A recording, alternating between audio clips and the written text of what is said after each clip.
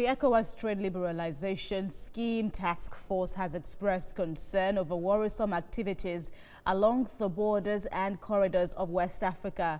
And these concerns have been communicated to the Minister of Foreign Affairs in Nigeria, Geoffrey Onyama, this in Abuja during a courtesy visit. Let's tell you more in this report. The task force team is set up by the authorities of heads of state of ECOWAS to ensure the smooth implementation of the objectives of ECOWAS regarding trade liberalization. This delegation is concerned about the indiscriminate acts of thugs, collection of illegal transit fees, and the many checkpoints which negate the provisions of ECOWAS.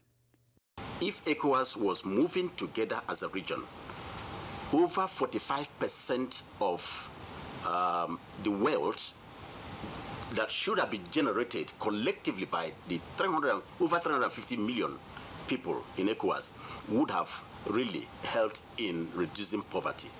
Movement of people and goods, including services, across the region has been impeded by a lot of factors. And therefore, the subject of poverty reduction cannot be achieved in that regard. It wants the Ministry of Foreign Affairs to take the lead in ensuring that all barriers against trade in the region is removed. In response, the minister says maximum support will be accorded the task force to ensure the ECOWAS objectives are realized. We should examine the possibility of installing surveillance cameras at the borders. That could also help. We need to continue strengthening the modernization of the border management, digitizing entry and exit formalities, user identification and registration procedures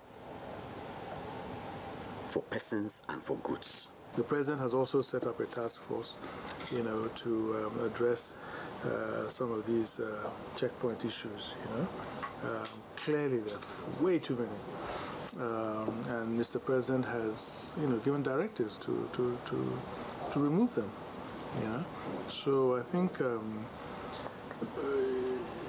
as this is implemented, that there will be, we'll see some progress, there. Trade Liberalization Scheme Task Force team headed by Salo Jibo, former president of Nigeria, works to ensure that movements of goods and services among the over 350 million people of ECOWAS is not impeded. Moya Thomas, TVC News, Abuja.